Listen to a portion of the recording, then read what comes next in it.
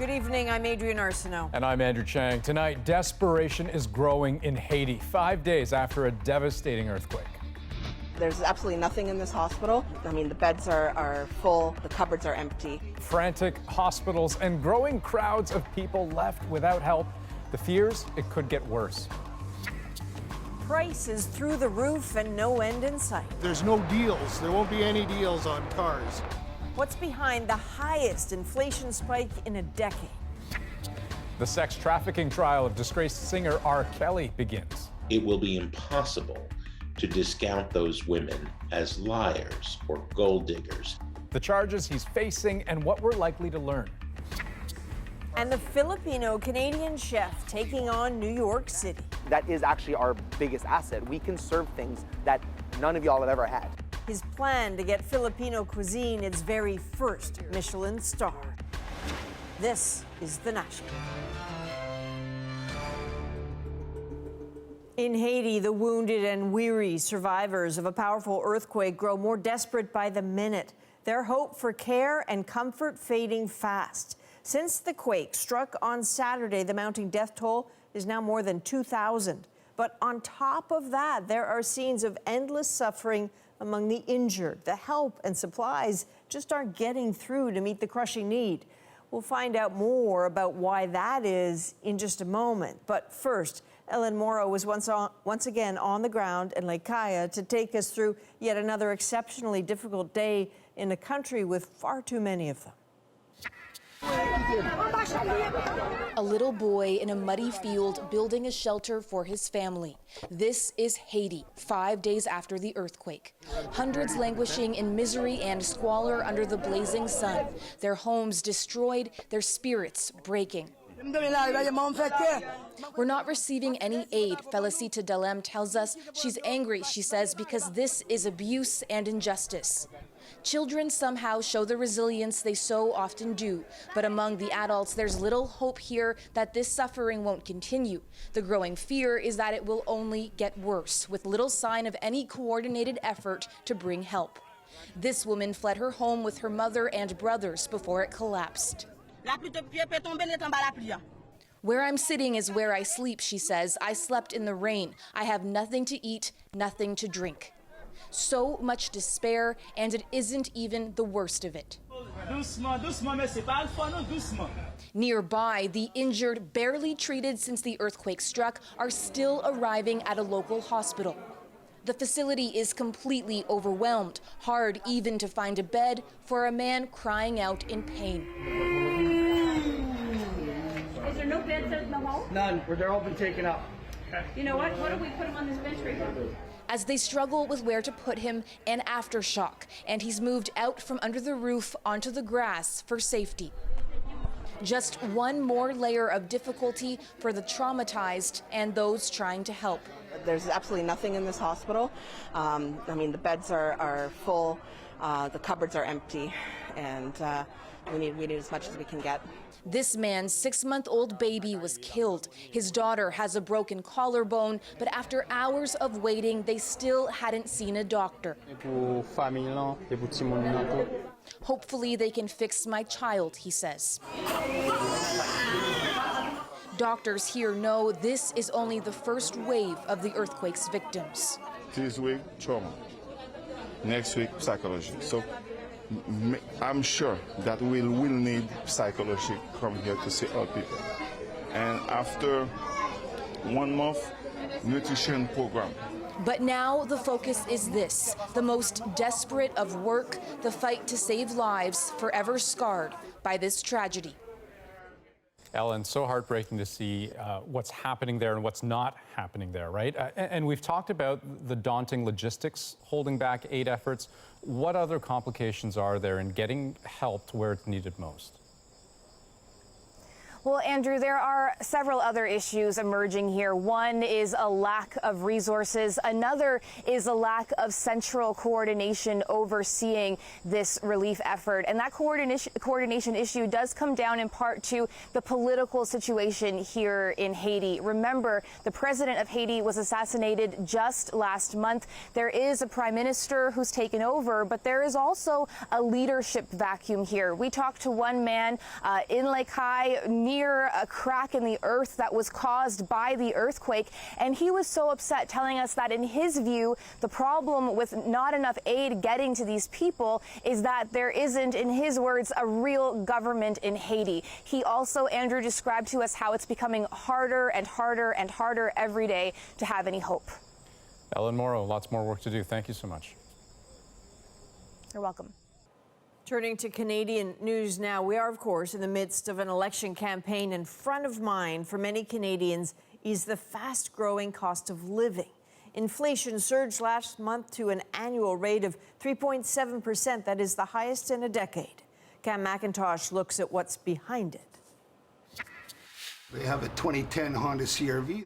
Auction day. Used car dealer Tom Renville is watching, but not bidding. $6,700 it sold for. Used cars, short in supply, high in demand, being snapped up well over their estimated value. You can buy them, you can get in, but if you wanted some cars, particular ones, it would be tough. It's tough to get at. So there's no deals. There won't be any deals on cars. During the pandemic, vehicle production slowed. Add in the microchip shortage, and the cost of cars rose a biting 5% over last year. It's one of the main drivers of rising inflation, up 3.7% across the economy year over year compared to last July. That's the highest spike in a decade. High tariffs on imported furniture are also driving the increase. Food prices remain somewhat stable, but then there's the price of homes, up a whopping 13.7% year over year. The demand for housing is up and inventory gets purchased fairly quickly. Building materials have been in short supply and prices of building materials have gone up. While the inflation increase does look high, it's compared to July 2020, when much of the country and the world was shut down. I do think that you can trace a lot of this back to COVID. BMO's chief economist says production and supply for many goods is still lagging behind the pandemic's pent-up demand. A broader story, and I think what a lot of people missed, are just some of the supply constraints that we're seeing. It's all through the chain, eh? It's all through the chain. Back at the lot, Renville gives up on today's auction. There's no more cars I'm looking at here. I'm done. Now, he likely has more days like this ahead. The Bank of Canada is predicting inflation will average around 3% for the rest of the year. That's above its 2% target, but likely not high enough to raise red flags or interest rates, at least not yet. Cameron McIntosh, CBC News, Winnipeg. While those inflation numbers dominated headlines, federal leaders also tackled other election promises on day 4 of their campaigns. Canada's Conservatives will clean up the culture of entitlement plaguing the Trudeau government. Conservative leader Erin O'Toole used the SNC-Lavalin and We charity controversies to take aim at the Liberal Party, promising to tackle corruption in Ottawa with new legislation that would close loopholes in government lobbying. It's clear we need more people and more resources to fight these wildfires and keep communities safe. And Justin Trudeau made his first campaign stop in Vancouver, pledging $500 million towards firefighting efforts as hundreds of fires continue to burn in BC. Trudeau says the money will help train 1,000 new firefighters and buy more firefighting equipment. This is Justin Trudeau's housing crisis. Over the past 6 years, things have just gotten so much worse. And that is NDP leader Jagmeet Singh, also in BC, saying his party has a plan for Canada's skyrocketing housing market. Singh says if elected, he will slap a 20% tax on foreign buyers and promises to build 500,000 affordable homes over the next 10 years. Well, we learned more today about how exactly the pandemic will affect this election, including where and maybe how you'll cast your vote. Evan Dyer takes us through the changes this year and what it could all mean for election night itself. We are confident that we will have the public safety measures in place so people can participate, but there's certainly a lot of concerns. COVID numbers are climbing again, and so is public anxiety, according to polls. But the election is going ahead anyway. Whether you mail in your ballot or head to the polls in person, make sure you make your voice heard. Have your say. 18 million people voted in the 2019 federal election, very few of them using mail-in ballots. This year, Elections Canada expects at least 2.3 million to vote that way, even if COVID is well under control. If there's a strong fourth wave and lockdowns, that number could rise to 5 million. That has consequences for the individual voter who needs to act earlier if they want to vote by mail. It's also important to note that by law, electors who apply to vote by mail cannot simply change their mind later on and vote another way. When a person applies to vote by mail, they're struck off the list of people who can vote in person. They can still vote on the day if they have to, though, by swearing an oath. Now, I know that Canadians are used to getting complete results on election night.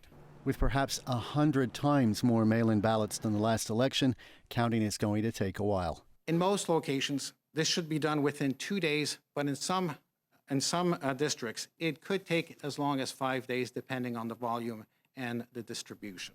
Elections Canada promises twice daily updates as the count proceeds.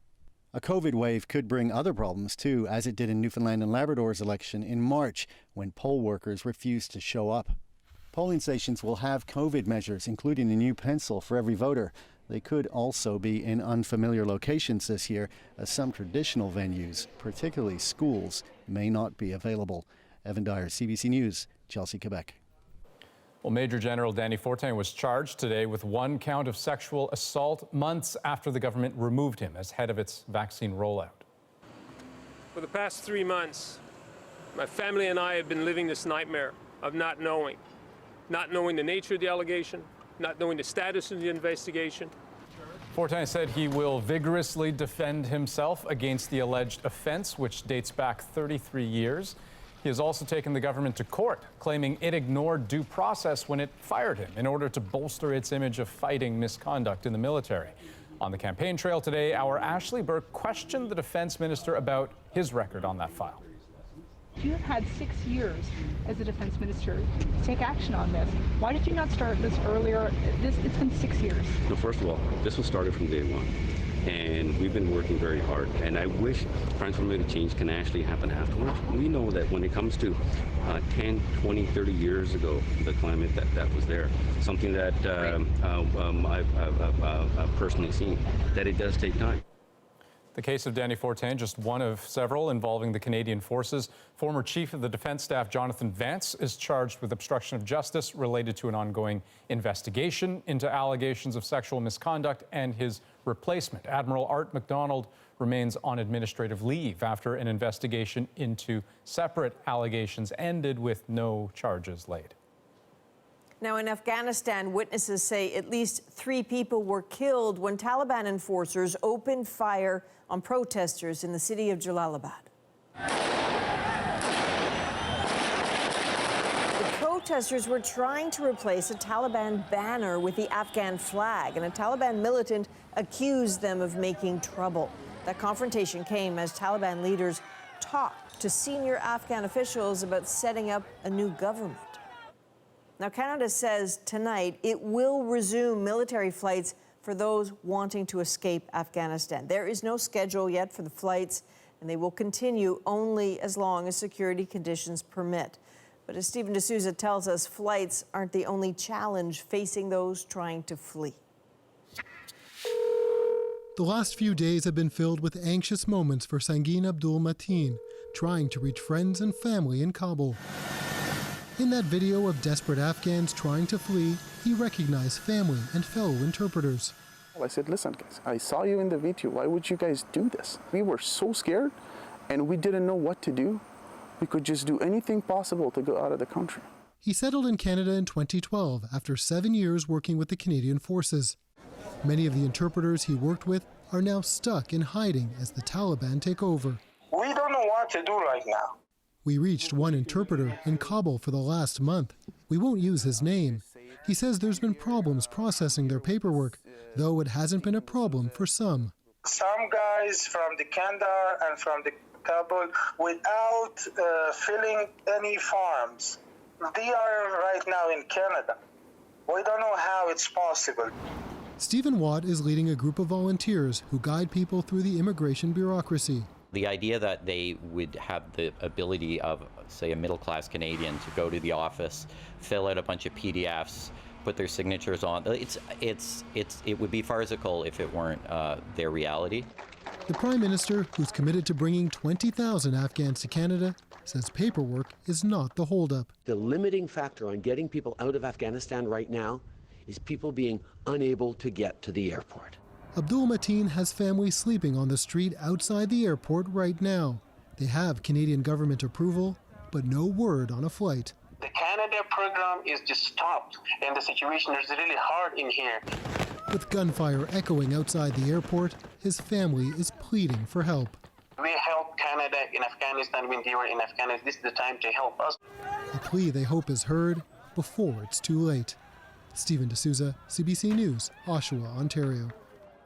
There is another story unfolding here on a much larger scale. The Taliban's return to power could have an impact beyond its borders, and key players in the region are thought to have a hand in what happens next. Thomas Daigle guides us through a web of international intrigue.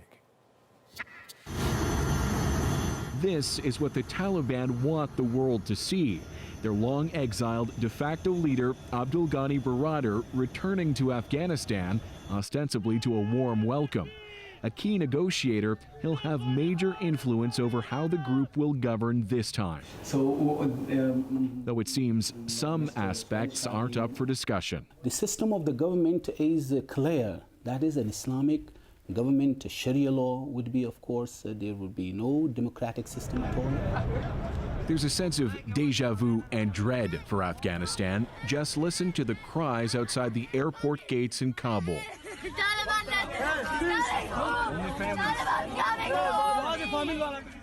When the Taliban ruled in the 90s, only 3 countries recognized their government: Saudi Arabia, the United Arab Emirates, and Pakistan. This time, there are signs heavyweights Russia and China are considering support too.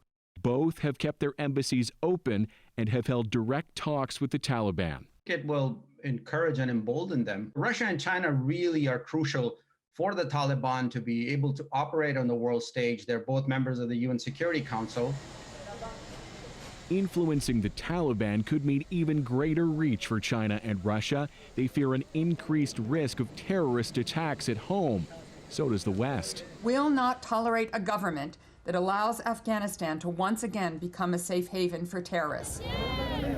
Pakistan is seeing crowds of Afghans rush to the border, and experts aren't believing that country's denials. This notion that Pakistan is financing the Taliban and Pakistan is supporting the Taliban, it is a misnomer. Fact is, the so-called new Taliban appear to rely on foreign fighters, and questions persist about foreign funding as well. The Taliban make hundreds of millions off opium and the drug trade, but could run into trouble now in government. It's almost a certainty that donor aid will decline. It's almost a certainty that the assets will be frozen, and that's going to lead to a deterioration in the macroeconomic environment. More evacuation flights are getting out now, but too few for everyone who wants to leave, fearful of what this latest Taliban regime will bring. Thomas Daigle, CBC News, Toronto. Back in this country, the extradition hearing for Huawei executive Meng Wanzhou has ended. Canada detained her more than 2.5 years ago on behalf of the United States, which wants to try Meng for fraud. A judgment on her extradition is potentially months away, and appeals could stretch it years beyond that. Meng's arrest is thought to be why China arrested and charged Canadians Michael Spavor and Michael Kovrig, who've now been held for nearly 1,000 days. Singer R. Kelly's federal trial got underway in a New York courtroom today. For more than 2 decades, he has been the subject of multiple lawsuits and allegations of sexual misconduct. Eli Glasner now with what's at stake this time. I believe I can fly. At the height of his fame, R. Kelly was considered the king of R&B. Songs like I Believe I Can Fly and Bump and Grind were at the top of the charts. This morning in Brooklyn, Kelly's representatives were doing the talking. We're preparing and we're ready to go. defending the 54-year-old on federal charges of racketeering, running a criminal enterprise, and violating anti-human trafficking laws. In court, Robert Sylvester Kelly looked on as the prosecutor described him as a predator who used his fame, popularity, and a network of people to target girls and boys for his own sexual gratification. That has never been said in court before. Jim DeRogatis has been investigating and writing about Kelly for 2 decades. I think it will be impossible to discount those women as liars or gold diggers. They are finally having their voices heard. Kelly was tried in 2008 on child pornography charges, but acquitted due to insufficient evidence. With the racketeering charges this time, prosecutors have a much wider scope. They are going back to the first victims in 1991 for the first time since R. Kelly illegally married and began sexual contact with Aaliyah in 1994. Black women don't get... And since the last time, the Surviving R. Kelly documentary series and the Mute R. Kelly movement have kept the pressure on. The public discourse around R. Kelly's behavior has changed. He is no longer the king of R&B. He is a sexual predator who can sing. While R. Kelly continues to deny all charges, he also continues streaming to millions of fans monthly. And as the trial continues in Brooklyn, it's just the first of a number of cases against Kelly as more women step up to tell their stories. Eli Glasper, CBC News, Toronto. Well, voters in Nova Scotia surprised almost everyone, sweeping the incumbent Liberals out of power. I think if there's a lesson, it's that campaigns matter. Up next, what it means and doesn't mean for the upcoming federal election. And later, a mission to elevate the food he knows best. I can do more than just cook it for you. I can explain it to you. Coming up, a Canadian chasing Michelin star dreams in New York. And I'm not going to lie, I am worried about the local increase in cases. Why a vaccine mandate for Ontario teachers does not go far enough for some. We are back in 2.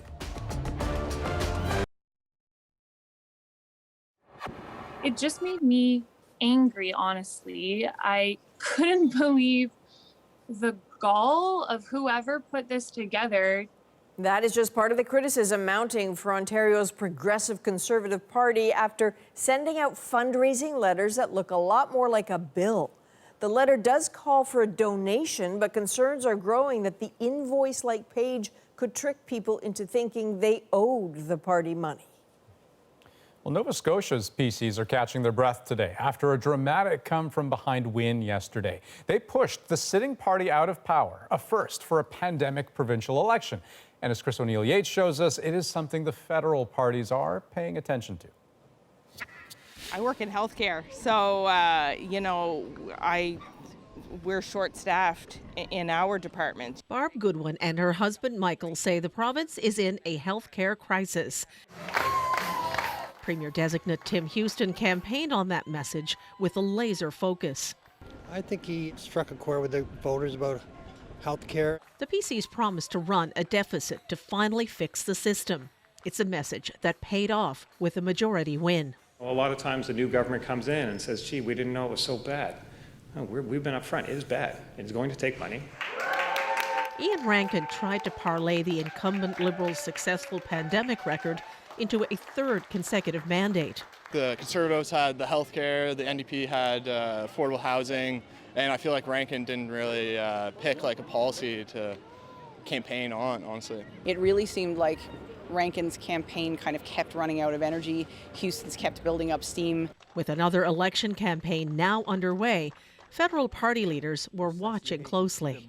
What we saw in this election was a liberal government that called an election hoping to find a majority that was surprised to lose that entirely. It's a sign of a couple of things. Canadians are demanding leadership and a plan for the future. And governments, incumbents, can't just have elections at their own convenience for their own self-interest.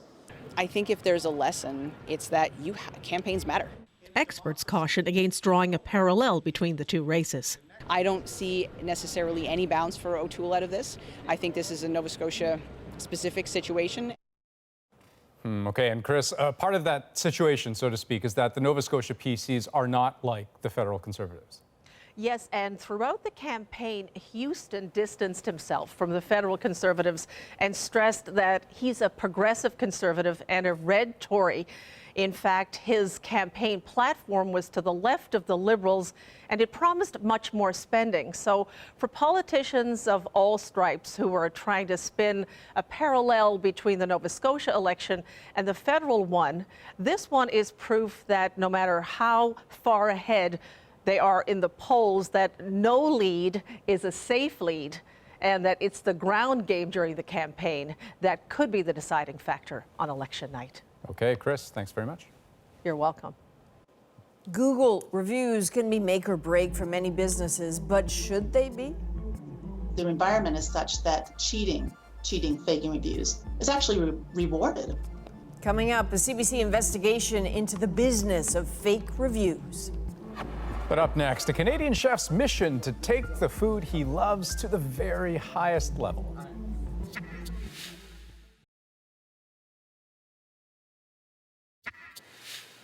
Welcome back. Let's talk food. For some, sinigang, chicken, adobo, these are average, albeit delicious dinner table dishes. But the Canadian chef you're about to meet wants to take those Filipino flavors out of home kitchens to the highest echelon of restaurant cuisine, a Michelin star. This is a lofty ambition, one that some chefs can spend their whole careers chasing. As Chris Reyes shows us, Jordan Andino is a man on a Michelin mission.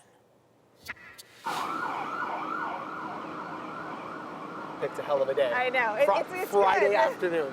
You're going to sound be like, for- oh, they live in New York. West Village at a Filipino taqueria called Flip Siggy. A conversation with owner and chef Jordan Andino for 2 hours about why Filipino food, for all its rave reviews, has never been awarded a restaurant's top honor, a Michelin star. We are so much more than just a simplistic fried pig eating country.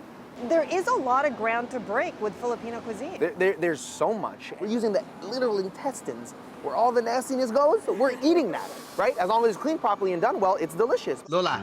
The grandmother who taught him to cook back in Toronto, his clue to what's kept Filipino food mostly in home kitchens and out of fine dining restaurants.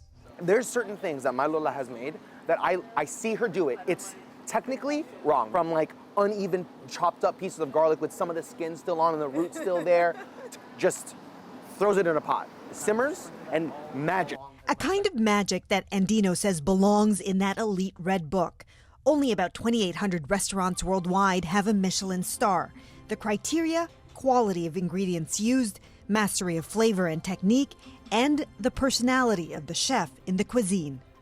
I believe that is actually our biggest asset. We can serve things that none of y'all have ever had. So you think that the Michelin guides, Eurocentric Michelin guides, don't recognize how refined Filipino food is? Yeah. That's your argument? Yeah, because my goal and all the other chefs my age and younger chefs who are innovating are trying, we want to take those what some would call taboo ingredients and flip them on its head and present them in ways that are both traditional in flavor but worthy of these accolades that we all want. There was a hawker stand that got a Michelin star in Singapore. The second I read that article, I went, Filipino food can get a Michelin star. And I was like, I'm going to do it. And I'm going to be the only one that does it. Or at least the first one. Inside his popular fast casual eatery, Andino is quick to admit that his offerings are not quite Michelin worthy yet, but it is all part of his master plan. The purpose of this is to just be the introduction to Filipino cuisine for anyone who's never had it. His goal to have a wide audience rhyming off Filipino staples. Sinigang is basically a tamarind-based soup that's typically made with like short rib. He let me try a Flip Siggy favorite, sinigang bowl. It's not just because it's for TV, At the opening of his second restaurant in Jersey City, he's amassed a growing group of fans for Filipino favorites. We need more people to try longanisa. That's what we need. I love chicken adobo. He's actually taught me how to make it. I'm Chef Jordan Andino, and I'm traveling across North America. Flip Siggy is star-making for Andino, a launchpad for his thriving TV and content career. He reps Filipino food hard on big American TV shows. On Instagram, with almost 100,000 followers, with celebrities like Selena Gomez. All of it, clout and capital, he says he's using to fund the Michelin menu he's developing in his home kitchen. I'm 75% of the way there, and I have a lot of, let's call them, ammunition to give to the culinary world. The second I find a way to do Dany Guan in a refined way, it'll change the culinary landscape. Because they're gonna go, he just turned pig blood into this broth, and he mixed it with ginger, and also he put some like fish sauce in there, and this dark mushroom soy that's fermented differently. Look how good that looks. Yeah, buddy. And Dino's not shy to tell you why he thinks he's the guy to get that first Michelin star. I can do more than just cook it for you. I can explain it to you. I can break it down for people who don't understand cuisine or food. I can articulate it, and that's what we need. I dream big, and we need a champion, right? Thank you all for supporting Flip Siggy. We really appreciate it. Is a hype man the missing ingredient for a cuisine already complete in flavor? And Dino is willing to bet his career on it if it means giving his beloved Filipino food the spotlight it deserves. Chris Reyes, CBC News, New York. Who's hungry? Definitely me. Okay, well, Canada's women's soccer gold continues to sparkle and inspire. Breathtaking. Unreal. Coming up, a triumphant homecoming and what it means for a younger generation. But up next, the truth behind Google reviews and the business of faking them.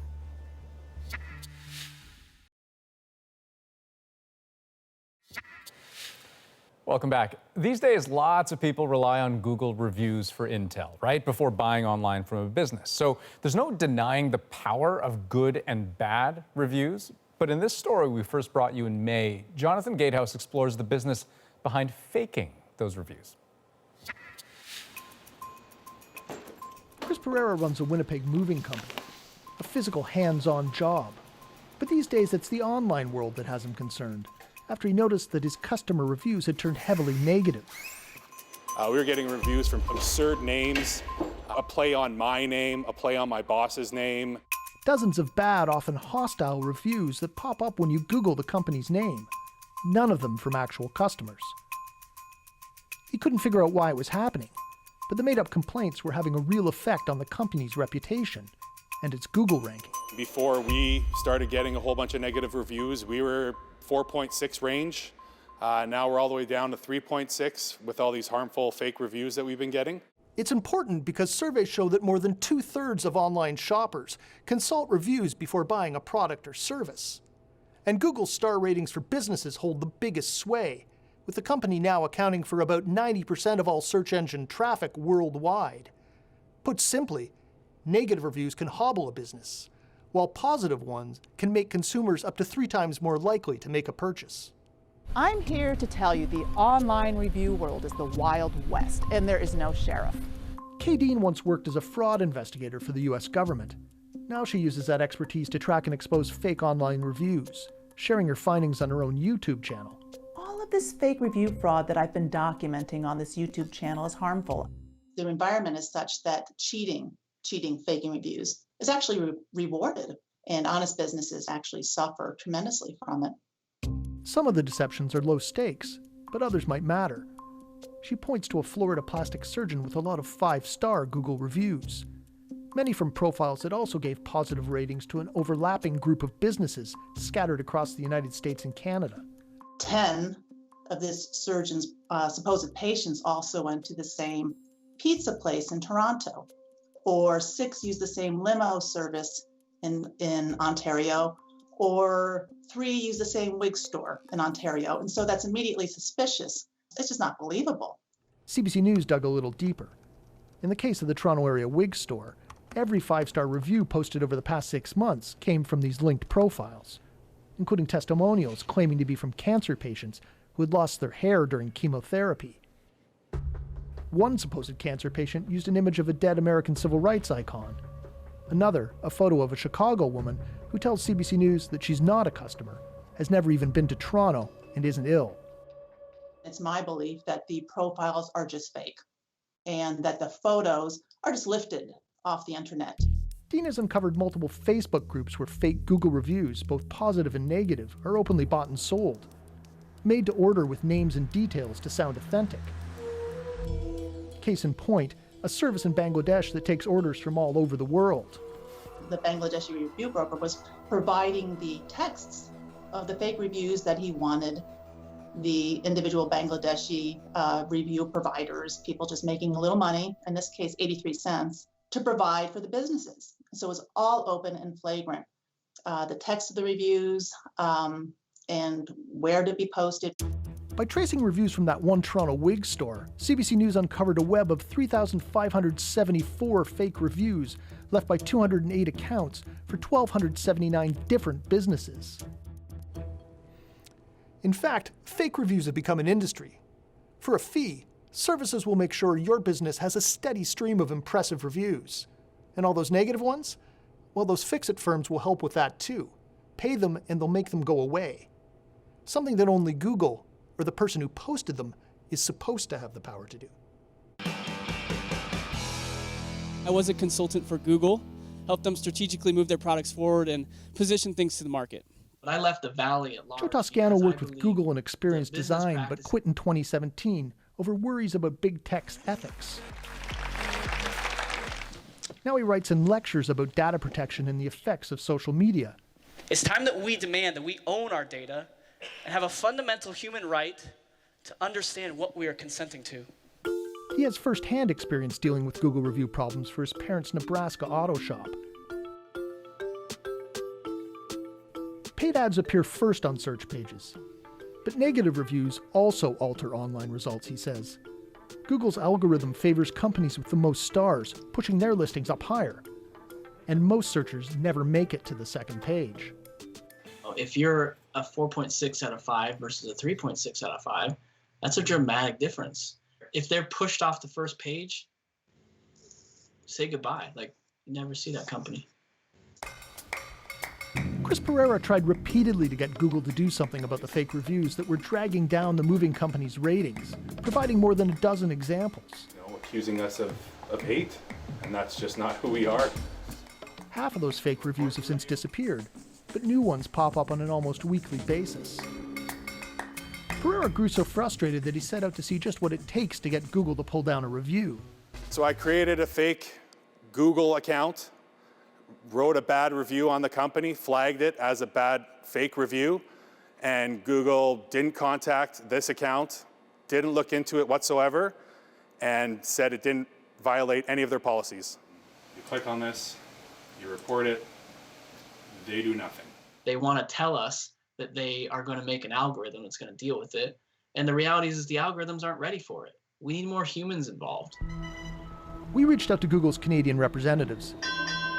They declined an interview but provided a statement. Our systems check every single review before it gets published, looking for signs of inauthentic content, it reads. While we're constantly improving our automated systems, we know they're not perfect.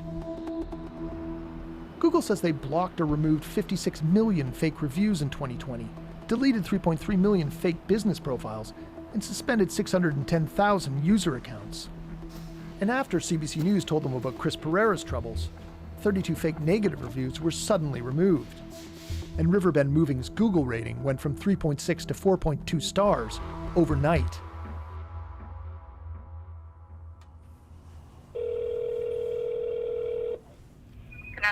We also spoke to the owner of the Toronto area wig store about their fake Google testimonials, a problem so widespread that CBC News has decided not to single out the firm.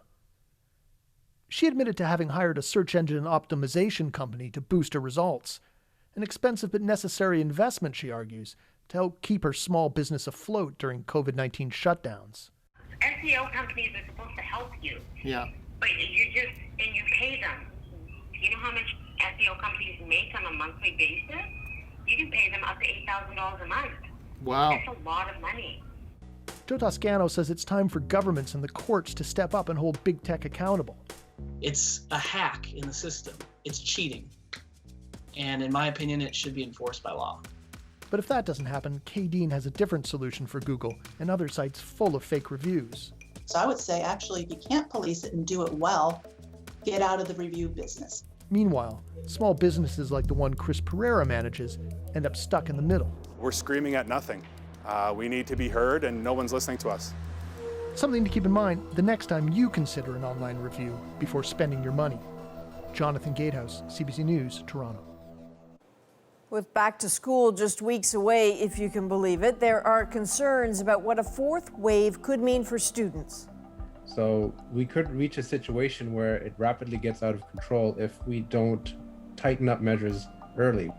Up next, why some say the vaccine policy for Ontario teachers has left schools vulnerable.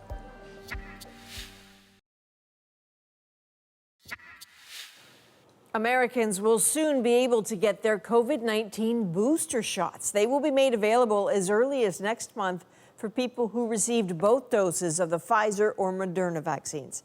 U.S. President Joe Biden says it is the best way for people to protect themselves from new variants. The plan is not without controversy. Scientists from the World Health Organization argue many countries do not have enough supply to give people their first doses. Now, back here in Canada, the debate over mandatory vaccines continues.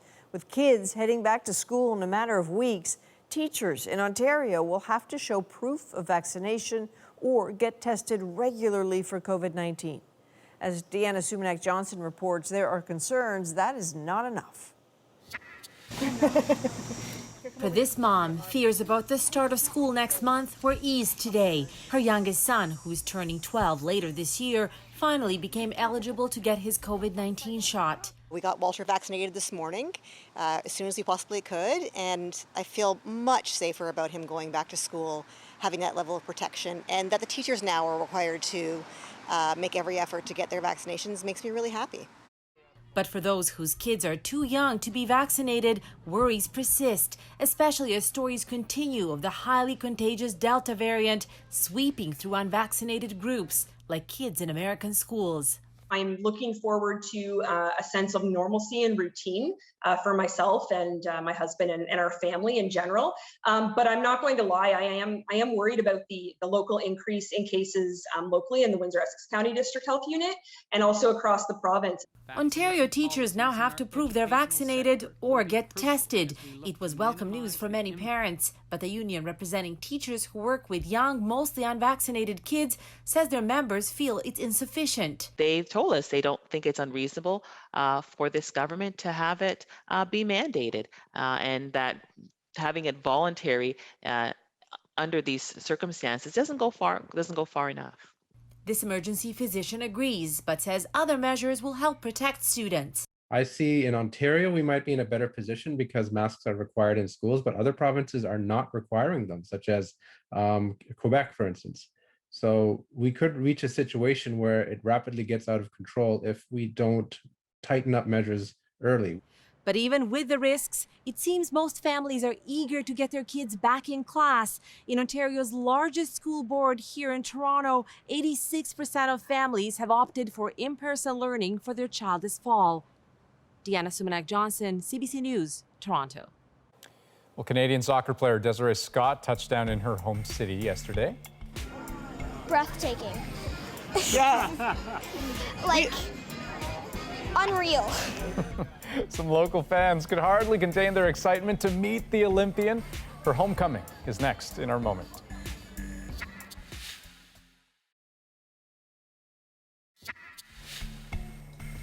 When Olympic gold medal winner Desiree Scott arrived in her home city of Winnipeg last night, she stopped by a local beer garden for a meet and greet with some fans.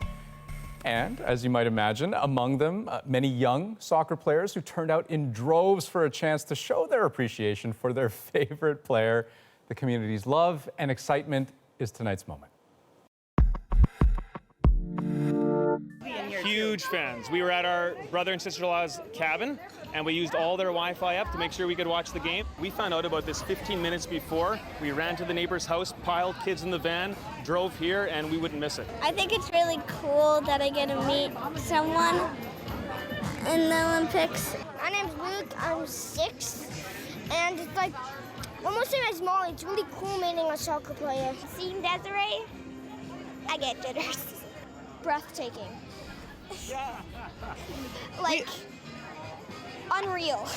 Coming back to my hometown to be surrounded by family and friends, just celebrating this moment, it's incredible. Surrounded by some incredible people, some supportive fans, and I'm relishing in all the moments and really enjoying myself.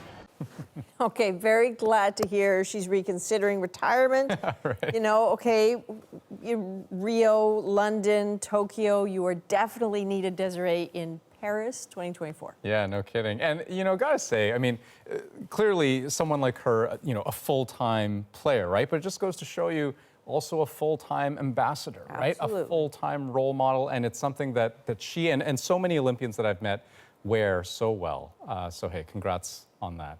That's The National for this August 18th. Have a great night. Good night.